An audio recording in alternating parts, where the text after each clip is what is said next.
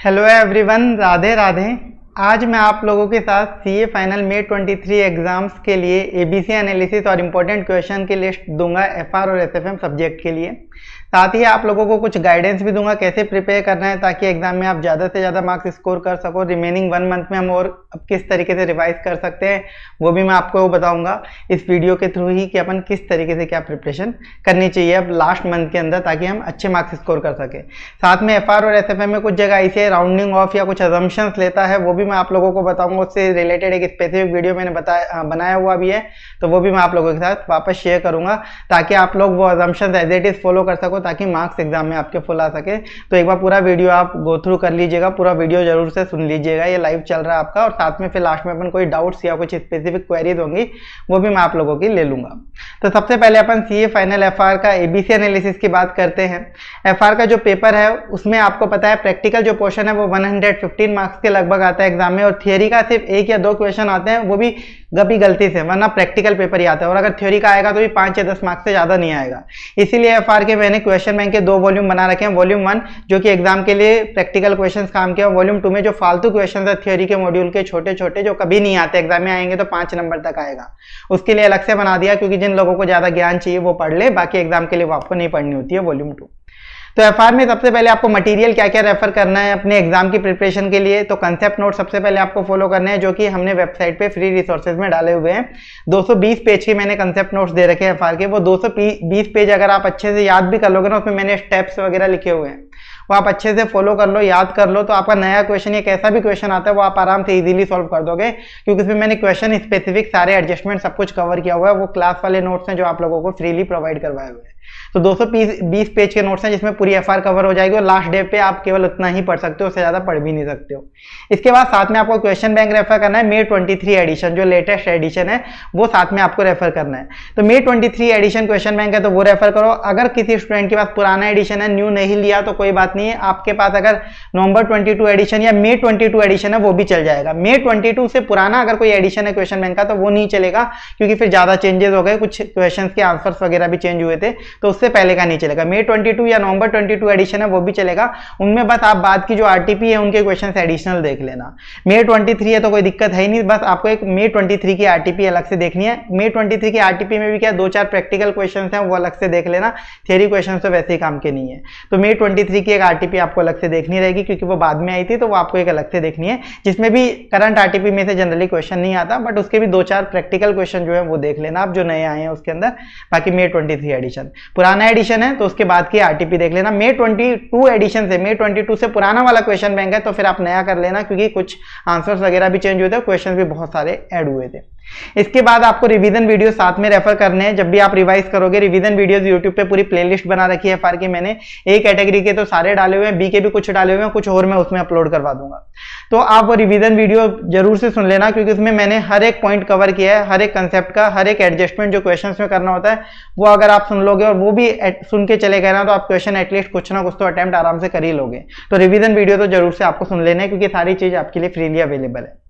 इसके बाद अब एबीसी एनालिसिस देख लीजिए एफआर में। एफआर के एबीसी एनालिसिस में सबसे पहले कैटेगरी ए चैप्टर्स की मैं बात करूं जो कि मोस्ट इंपोर्टेंट है। इसमें टोटल 9 चैप्टर्स मैंने रखे हैं कैटेगरी ए के अंदर एफआर में। ये टोटल 9 चैप्टर्स का मैंने कुछ यहाँ पे सीक्वेंस भी नोट डाउन किया है। तो ये जो मैंने यहाँ पे सीक्वेंस नोट डाउन किया है कैटेगरी ए चैप्टर्स का, आपको यही सीक्वेंस फॉलो करना है रिवीजन के टाइम पे भी। ऐसा नहीं है कि मान लो आप कोई दूसरा चैप्टर पहले उठा रहे हो, अगर ये सीक्वेंस फॉलो करते हो तो सबसे बेस्ट रहेगा क्योंकि आपकी कवरेज भी उस अकॉर्डिंग ज्यादा होती चली जाएगी और लिंक भी बनता चला जाएगा। तो सीक्वेंस भी यही फॉलो कर लेना आप रिवीजन में। सबसे पहले इंड एस 109 फाइनेंशियल इंस्ट्रूमेंट्स, इसके 2 क्वेश्चन तो मिनिमम आपको पेपर में देखने को मिलते हैं, कॉपी पेस्ट क्वेश्चन आता है हमेशा। इसके बाद end S 102 share based payment, इसके बाद end S 115 revenue, end S 116 लीजेस, end S 103 business combination, consolidated financial statements, फिर एनालिसिस ऑफ एफएस जिसमें बाकी इंड एस के मिक्स क्वेश्चन है या शेड्यूल 3 के क्वेश्चन है, इंड एस 36 इंपेयरमेंट और फिर last corporate social responsibility CSR. ये टोटल 9 चैप्टर्स हैं जो कि आपके पेपर में 80 मार्क्स के अराउंड का पेपर कवर करेंगे। तो इनमें आपको रिवीजन वीडियो भी सुनने हैं इन सभी चैप्टर्स के लिए क्योंकि ए कैटेगरी सबसे इंपॉर्टेंट है एफआर के अंदर, ये 80 मार्क की आती है लगभग। तो रिवीजन वीडियो जरूर से सुन लेना, फिर कंसेप्ट नोट्स पढ़ लेना मेरे और फिर क्वेश्चन बैंक कर लेना। इन चैप्टर्स में आपको ये सब फॉलो करना है। अब इसमें से जो मोस्ट इंपॉर्टेंट और भी कुछ रहेगा वो एग्जाम डे पे मैराथन जो मैं करूंगा उसमें और आपको बता दूंगा। बाकी इस बार बिजनेस कॉम्बिनेशन सीएफएस दोनों पे ही बराबर फोकस रखना, क्योंकि पिछली बार तो मैंने आपको बता दिया था कि CFS कर लो, क्योंकि CFS कंफर्म था वही आना है। इस बार कोई सा भी आ सकता है, कुछ ऐसा फिक्स नहीं है, तो ये सारे चैप्टर ही करना है। इस बार ऐसा मत पूछना कि बिजनेस कॉम्बिनेशन छोड़ दे क्या या CFS छोड़ दे क्या, दोनों का बराबर पूरा चांसेस है कि कोई सा भी आ जाए, दोनों में से भी क्वेश्चन आ जाए, कुछ भी हो सकता है। एनालिसिस ऑफ FS जरूर से कर लेना, इसमें बहुत ज्यादा चांसेस मुझे लग रहे हैं कि शेड्यूल 3 बैलेंस शीट करेक्ट करने का भी क्वेश्चन आ सकता है, क्योंकि वो बहुत ही ज्यादा टाइम हो गया नहीं आया है, और बिजनेस कॉम्बिनेशन और CFS के भी बड़े क्वेश्चंस में ऑलमोस्ट आईसीए ने सारे क्वेश्चन टेस्ट कर लिए, कुछ एक दो क्वेश्चन अभी भी बाकी हैं जो मैं आपको मोस्ट इंपोर्टेंट में भी बताऊंगा। बाकी एनालिसिस ऑफ FS में जो शेड्यूल 3 के मैंने क्वेश्चन डाले हुए हैं बैलेंस शीट करेक्ट करने वाले, वो अच्छे से कर लेना, हो सकता है वो एक क्वेश्चन आपको देखने को एग्जाम में मिल जाए। बाकी एनालिसिस ऑफ FS चैप्टर में छोटे छोटे क्वेश्चंस भी हैं बाकी इंडेक्स के मिक्स करके, जैसे इंडेक्स 16 और 40 का मिक्स करके है, इंडेक्स 36 और इंडेक्स 37 का मिक्स करके है, इंडेक्स 105 और इंडेक्स 36 का मिक्स करके क्वेश्चन है, तो वो भी एग्जाम में आ सकते हैं, जैसे प्रीवियस अटेम्प्ट में भी आया था इंडेक्स 115 का जो एक क्वेश्चन इस चैप्टर में है, तो मैं उनको इसी चैप्टर में रहने देता हूँ। तो वो मिक्स क्वेश्चन जो है वो भी आपको देखने, मतलब इस चैप्टर में से एक क्वेश्चन मिलता ही मिलता है, या तो जो मिक्स वाले क्वेश्चन है बाकी इंडेक्स के वो आते हैं, या फिर बैलेंस शीट करेक्ट करने का आ सकता है। इस बार चांसेस भी हैं कि शेड्यूल 3 वाला बैलेंस शीट करेक्ट करने का क्वेश्चन आपको एग्जाम में देखने को मिल जाए। तो एक कैटेगरी में ये सारे चैप्टर्स है, 9 चैप्टर्स है, इसी सीक्वेंस में आप इनको रिवाइज करिएगा, ये आपके कंप्लीट हो जाएंगे 80 मार्क्स का पोर्शन। इसके बाद आप आ जाएंगे बी कैटेगरी में। एफआर की जो बी कैटेगरी है इसमें मैंने टोटल 11 इंडेक्स रखे हैं, ये आपके 25 मार्क्स का कवरेज करेंगे। ये 25 मार्क्स के जो इंडेक्स हैं इनमें आप कंसेप्ट नोट्स और क्वेश्चन बैंक करोगे तो भी काम चल जाएगा। रिवीजन वीडियो एक बार अगर नहीं भी देखो तो, पहले तो आपने देख ही लिए होंगे, अगर आप नहीं भी देखो तो भी काम चल सकता है, देख लो तो और भी अच्छी बात है। तो इसमें भी जिस सीक्वेंस में मैंने यहाँ पे नोट डाउन किया उसी सीक्वेंस में आप लोग रिवाइज करिएगा इन कैटेगरी बी वाले चैप्टर्स को। तो सबसे पहले आप लोग करेंगे इंडेक्स 16 रिवाइज पीपी वाला, फिर इंडेक्स 38 इंटेंजिबल एसेट, फिर इंडेक्स 33 ईपीएस, फिर इंडेक्स 21 फॉरेन एक्सचेंज रेट, फिर आपका इंडेक्स 19 एम्प्लॉय बेनिफिट का, इंडेक्स 12 इनकम टैक्सेस वाला, index 34 interim financial statement financial reporting वाला, और index 7 statement of cash flow, index 2 inventories, index 23 borrowing cost और index 108 operating segments. ये total 11 index हैं जो कि आपको बी कैटेगरी में कवर करने हैं, जो कि 25 मार्क्स तक का एग्जाम में वेटेज रखेंगे। यानी अगर आपने ए और बी कैटेगरी कर ली तो टोटल 105 नंबर का पेपर तो लगभग यहां से मिल जाएगा, आउट ऑफ 125 मार्क्स का आपका टोटल पेपर आता है। तो इसमें यही सीक्वेंस फॉलो करना है। देखो इंडेक्स 16 और 38 तो आए हुए बहुत टाइम हो गया, तो चांसेस है कि इनमें से एक क्वेश्चन देखने को मिल जाए। अच्छे अच्छे क्वेश्चंस भी हैं। इंडेक्स 16 में एक डी कमीशनिंग लाइबिलिटी का बढ़िया सा क्वेश्चन है, वो आ सकता है, वो कभी नहीं आया अभी तक, आज तक आईसीआई ने कभी नहीं पूछा। इसके बाद इंडेक्स 33 जो ईपीएस का, ये आईसीआई रेगुलर पिछले अटेम्प्ट से कई अटेम्प्ट से पूछ रहा है और अच्छा इंडेक्स भी है, तो ये आपका आ सकता है। इसके बाद फॉरेन एक्सचेंज रेट, ये पिछली बार नहीं आया तो ये इसके आने के चांसेस भी, इसमें भी अच्छे क्वेश्चंस हैं। इसमें जो फॉरेन ऑपरेशन के आपके ट्रांसलेट करते हैं अपन, फॉरेन ऑपरेशन के जो दूसरी करेंसी में बुक्स होती हैं उसके असेट्स लाइबिलिटीज को हम अपनी करेंसी में कन्वर्ट करते हैं, वो वाला क्वेश्चन अभी तक आया नहीं है, तो वो वाला क्वेश्चन इंडेक्स 21 में पूछा जा सकता है इस बार। इसके बाद इंडेक्स 19 एम्प्लॉय बेनिफिट, ये भी नहीं आया था प्रीवियस टाइम में, तो इसमें भी अच्छे अच्छे क्वेश्चन हैं, ये भी आ सकता है। इसमें इंडेक्स 19 में देखो एक जो लीव कंपनसेशन का टॉपिक होता है, लीव कंपनसेशन वाला क्वेश्चन एग्जाम में आपको देखने को मिलता है, क्योंकि वो अभी तक आईसीआई ने टेस्ट नहीं किया है। डिफाइंड बेनिफिट ऑब्लिगेशन तो इस चैप्टर का मेन टॉपिक है, जिसमें कभी भी क्वेश्चन नहीं आएगा तो उसमें से ही आएगा, लेकिन एक लीव कंपनसेशन है उसको भी टेस्ट किया जा सकता है इस बार, क्योंकि वो बहुत टाइम से नहीं पूछा, उसमें अच्छे क्वेश्चन भी अपने पास, तो क्वेश्चन बैंक में वो अच्छे से कर लेना।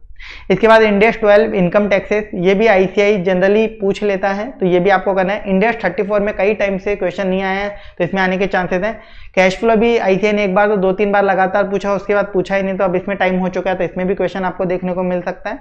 और इन्वेंट्री में भी 2-3 अटेम्प्ट से क्वेश्चन नहीं आया, तो इसमें भी देखने को मिल सकता है। बोरोइंग कॉस्ट में अच्छे अच्छे क्वेश्चन है इंस्टीट्यूट के पास, पर वो पूछ ही नहीं रहा है, 1-2 बार ही पूछा है सिर्फ इस इंडेक्स को, तो इस इंडेक्स के चांस हो सकते हैं कि इस इंडेक्स में से एक 8 नंबर तक का क्वेश्चन आपको एग्जाम में देखने को आराम से मिल जाए। और ऑपरेटिंग सेगमेंट में आपको एक क्वेश्चन है जो पूरा डिटेल्ड फॉर्मेट बनाना होता है आपको, ऑपरेटिंग सेगमेंट की रिपोर्टिंग वाला, वो क्वेश्चन हो सकता है इस बार एग्जाम में देखने को मिल जाए। तो ये है आपका टोटल कैटेगरी बी का चैप्टर्स जो आपको रिवाइज करने हैं 11 इंडेक्स। इसके बाद आ जाती है आपकी कैटेगरी सी। कैटेगरी सी में टोटल 13 चैप्टर्स या 13 इंडेक्स कुछ भी बोल लीजिए, वो मैंने इसमें रखे हैं, जो कि 20 मार्क्स तक का कवरेज रखेंगे। इनमें सिर्फ आप क्वेश्चन बैंक करके जाएंगे तो भी काम चल जाएगा। कुछ लोग एबीसी का मतलब समझ लेते हैं कि सी कैटेगरी करनी नहीं है, सी का मतलब है क्वेश्चन नहीं आता, तो उनसे बड़ा बेवकूफ इंसान कोई नहीं है। एबीसी का मतलब होता है कि आपको प्रायोरिटी किसको देनी है, क्योंकि आपको मालूम है सिलेबस इतना ज्यादा होता है कि हम कितना ही टाइम अलोकेट कर ले कुछ ना कुछ छूट जाता है। तो अगर आपको ABC नहीं पता होगा तो हो सकता है आप B और C को पहले रिवाइज कर लो और फिर हमारे A कैटेगरी वाले 80 नंबर के चैप्टर छूट रहे हैं। सिर्फ ये काम का होता है ABC कि आपको प्रायोरिटी कौन से चैप्टर को देनी है, रिवाइज कौन से चैप्टर को सबसे पहले करना है, ताकि हमारा छूटे तो भी वो चैप्टर छूटे जिसके आने के चांसेस कम है या वो कम मार्क्स के आते हो, फालतू चैप्टर हो। तो ये होता है कैटेगरी सी का मतलब। यानी मैं इसके सामने 20 मार्क्स इसी वजह से लिखा है कि ये 20 मार्क्स तक का आपको एग्जाम में देखने को मिलेगा, बिल्कुल मिलेगा 20 मार्क्स तक का देखने को। तो कुछ लोग क्या है, पेपर आने के बाद ज्ञान देने लग जाते हैं कि सी कैटेगरी में से पेपर आया है, इसमें से भी क्वेश्चन आया है, तो भाई आएगा ना पेपर। ये चैप्टर आईसीआई ने ऐसा तो है नहीं कि बस अपनी बुक के पेज भरने के लिए आईसीआई ने मॉड्यूल दे रखा है, पेपर इनमें से भी आएगा, लेकिन इनको आप लास्ट प्रायोरिटी दीजिए क्योंकि इनमें ज्यादा कुछ है नहीं पढ़ने को और फालतू चैप्टर्स होते हैं और बहुत रेयरली क्वेश्चन देखने को मिलते हैं, छोटे छोटे क्वेश्चन जो कि जनरल अंडरस्टैंडिंग हो तो भी आप कर सकते हो, एक बार पढ़ के भी कर सकते हो, इसलिए ये सी कैटेगरी होती है। तो सी कैटेगरी में भी मैंने 4 स्लॉट बना दिए हैं। सी कैटेगरी में भी मैंने आप लोगों को प्रायोरिटी दे दी है। प्रायोरिटी दिए सी कैटेगरी में कि आपको जब कवर करना हो, रिवाइज करना हो, तो सी कैटेगरी में भी पहले कौन सा इंडेक्स रिवाइज करें। तो सबसे पहले इंडेक्स 10, 37 और इंडेक्स 1, ये 3 इंडेक्स सबसे पहले करना, क्योंकि इन तीनों को आए हुए बहुत टाइम हो चुका है और इन तीनों में से एक क्वेश्चन देखने को मिल सकता है। जहां तक मुझे चांस लगता है event after the reporting period जो इंडेक्स 10 है, इसका एक क्वेश्चन आ सकता है कि इवेंट्स के 2-3 सिनेरियो दे दिए और बताओ एडजस्टिंग है कि नॉन एडजस्टिंग। इसके बाद इंडेक्स 37 प्रोविजंस का भी बहुत टाइम से कभी क्वेश्चन ही नहीं आया है। Index 1 presentation of financial statement का भी 3-4 अटेम्प्ट से कोई क्वेश्चन नहीं आया है। तो ये आपके फर्स्ट प्रायोरिटी के इंडेक्स हैं सी कैटेगरी में। इसके बाद सेकंड प्रायोरिटी है सी कैटेगरी में index 105 non current asset held for sale, फिर index 20 government grant, index 101 first time adoption. ये 3 इंडेक्स सेकंड प्रायोरिटी पे रहेंगे और थर्ड प्रायोरिटी पे रहेंगे आपके 2 इंडेक्स, इंडेक्स 41 एग्रीकल्चर और इंडेक्स 113 फेयर वैल्यू मेजरमेंट। और सबसे लास्ट प्रायोरिटी होगी index 40 investment property, index 24 related party, index 8 net profit और loss for the period, integrated reporting और फ्रेमवर्क फॉर फाइनेंशियल स्टेटमेंट्स।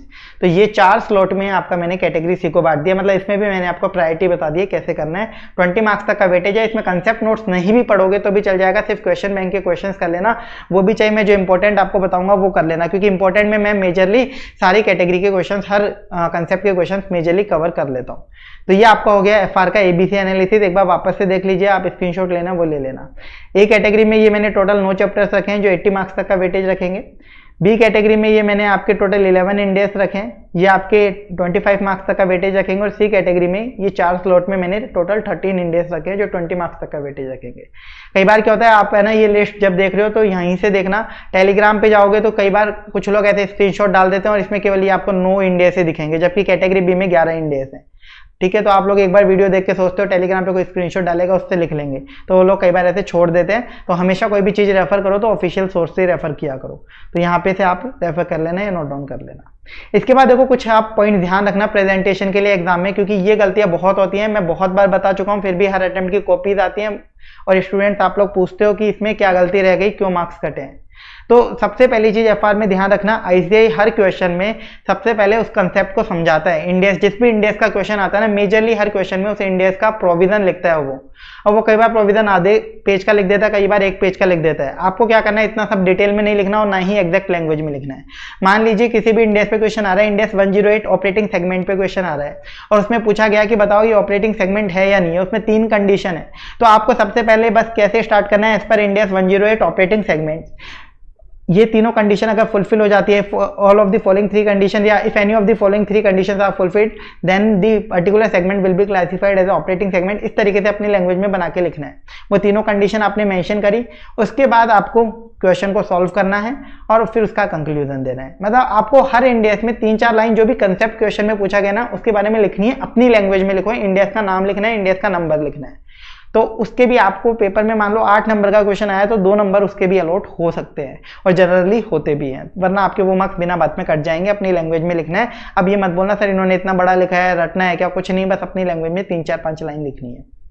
इसके बाद दूसरी चीज ध्यान रखनी है, आईसीआई जो भी वर्किंग नोट्स बनाता है अपने सॉल्यूशन में, वो सब आपके आंसर में आने चाहिए, जो कैलकुलेशन करता है। जैसे सीएफएस के क्वेश्चन में आईसीआई बहुत सारी कैलकुलेशंस करता है और कुछ लोग अलग अलग मेथड से सीएफएस को सॉल्व करते हैं, तो उनका फाइनल बैलेंस शीट मैच हो जाती है, वो खुश हो जाते हैं कि हमारा सीएफएस तो बहुत जल्दी 2 स्टेप में खत्म हो गया। तो भाई जल्दी खत्म हो गया ना, तो मार्क्स भी जल्दी आ जाएंगे, 15 में से 2-5 नंबर ही आएंगे। ठीक है, तो आपको पूरा जो आईसीआई की कैलकुलेशन है वो सारी दिखानी पड़ेगी। तो सीएफएस के जो मैंने स्टेप्स लिखवाए हैं वो फॉलो करो। जो मैं रिवीजन वीडियो या नोट्स में जो भी स्टेप्स देता हूँ ना वो ICI के आंसर को मैच कराने के लिए देता हूँ। क्लास में भी आपको उसी के अकॉर्डिंग पूरे सॉल्यूशन लिखवाए हैं मैंने, तो वो एज इट इज स्टेप्स आप लगाना तभी आपको फुल मार्क्स मिलेंगे। जैसे इस बार कॉपी आई मेरे स्टूडेंट्स की, तो मैंने देखा है जो डायरेक्ट लेबर कहीं है तो उसको DL लिखो, डायरेक्ट मटेरियल कहीं है तो उसको DM लिखो, सब चलेगा। सिर्फ अमाउंट के फिगर्स आपके क्लियरली दिखने चाहिए, केवल उसी के मार्क्स होते हैं। अमाउंट या यूनिट कहीं पे भी कैलकुलेट कर रहे हो उसको क्लियरली दिखा के आना, एकदम खुला खुला लिखना है, एक एक लाइन का गैप दे देके। हर क्वेश्चन को फ्रेश पेज से करो ताकि एग्जामिनर को कोई दिक्कत ना आए चेकिंग करने में, ये चीज आप ध्यान रखना। इसके अलावा FR में जनरल एंट्री में कई स्टूडेंट्स को डाउट होता है नरेशन का, तो अगर क्वेश्चन में क्लियरली बोल दे नरेशन लिखनी है तो लिखनी है, क्वेश्चन में बोले नरेशन को इग्नोर करो, नहीं लिखनी तो नहीं लिखनी। क्वेश्चन कुछ भी नहीं बोल रहा, साइलेंट है, तो आपको नरेशन लिख के आनी है। और नरेशन ऐसा नहीं है पूरी डिटेल लिख रहे हो। मान लो हम एम्प्लॉय बेनिफिट का एक्सपेंस रिकॉर्ड कर रहे हैं फॉर द ईयर जो भी है 2001-2 जो भी ईयर है, तो बस आपको ब्रैकेट में बीइंग एक्सपेंस रिकॉर्डेड, वो भी ऐसे घास काटनी है आपको, बीइंग करके डैश करके ब्रैकेट क्लोज किया, तो उस नरेशन के अगर मार्क्स होंगे तो एग्जामिनर आपको दे देगा। उसमें आपको ऐसा कोई सजा वजा के लिखना नहीं है, सिर्फ अमाउंट के फिगर्स के मार्क्स होते हैं। इसके अलावा एक चीज और बता देता हूँ, FR में जो डाउट रहते हैं जनरली स्टूडेंट्स के कि जनरल एंट्री में सर हम अकाउंट कुछ और डेबिट कर दें। कई बार क्या होता है मैं सैलरी अकाउंट डेबिट कर रहा हूँ और ICI ने अपने आंसर में employee benefit expense account debit किया है, अमाउंट मैंने सेम लिखा है, कोई फर्क नहीं पड़ता, फुल मार्क्स मिलेंगे। आप CA फाइनल लेवल में हो तो थोड़ा लॉजिकली सोचा करो, ये सब चीजें कोई मैटर नहीं करती, सिर्फ अमाउंट के फिगर के मार्क्स होते हैं। आप P&L डेबिट करो, चाहे सैलरी डेबिट करो, चाहे employee benefit expense account debit करो, सबका मतलब एक ही है, आपके अमाउंट सही होना चाहिए, एंट्री के फुल मार्क्स मिल जाएंगे। ये चीज आप ध्यान रख लेना, कुछ प्रेजेंटेशन के पॉइंट्स।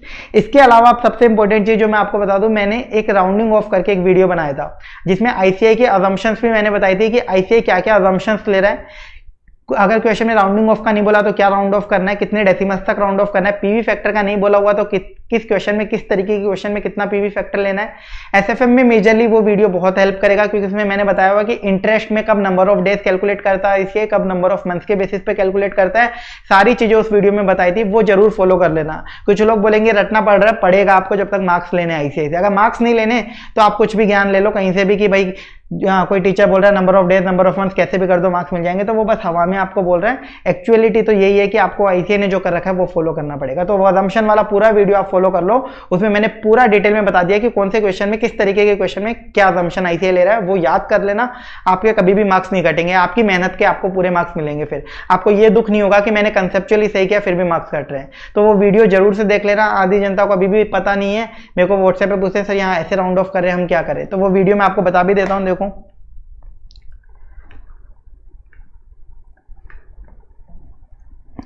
ये वीडियो का जो लिंक है ना मैंने डिस्क्रिप्शन में भी डाल दिया। ये जो वीडियो चल रहा है ना करंटली, इसके डिस्क्रिप्शन में जाना और डिस्क्रिप्शन में देखो ये आपको लिंक मिलेगा ICI assumptions and rounding off वाला। इसका लिंक मैंने यहाँ पे डाला है, ICI assumptions and rounding off in FR and SFM। ये वीडियो पे चले जाना, ये है वो video ICI assumptions and rounding off in FR and SFM। चाहिए वीडियो सर्च कर लेना, या जो करंट में लाइव सेशन ले रहा हूँ इसके डिस्क्रिप्शन में भी है, इसको जरूर से देख लेना। मैंने हर चैप्टर वाइज बताया इस वीडियो के अंदर कि ICI कब कौन सी क्या क्या assumption ले रहा है, वो assumptions कब कैसे लेनी है सब इसमें बताई है, और इंटरेस्ट कैसे कैलकुलेट करना है, कौन से क्वेश्चन में कितनी डेसिमल्स लेनी है, PV फैक्टर कैसे लेना है, सब बताया हुआ है। ये जरूर से देख लेना, ये तो आपको देखना ही देखना है, क्योंकि ये वीडियो देख के ये मान लो आपके 10-15 मार्क्स तो इसी से बढ़ जाएंगे। क्योंकि हर बार इस बार भी कॉपीज आई हैं, बच्चों ने भेजा है सर यहाँ मार्क्स नहीं दे रखे क्योंकि राउंडिंग ऑफ एरर है। मैंने बोला कि भाई देख लेते वीडियो, उसमें बताई थी, याद करके जाना पड़ेगा आपको राउंडिंग ऑफ का।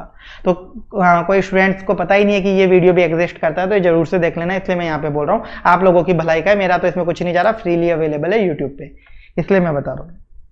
तो ये हो गया आपका FR का ABC एनालिसिस, मैंने पूरा आपको बता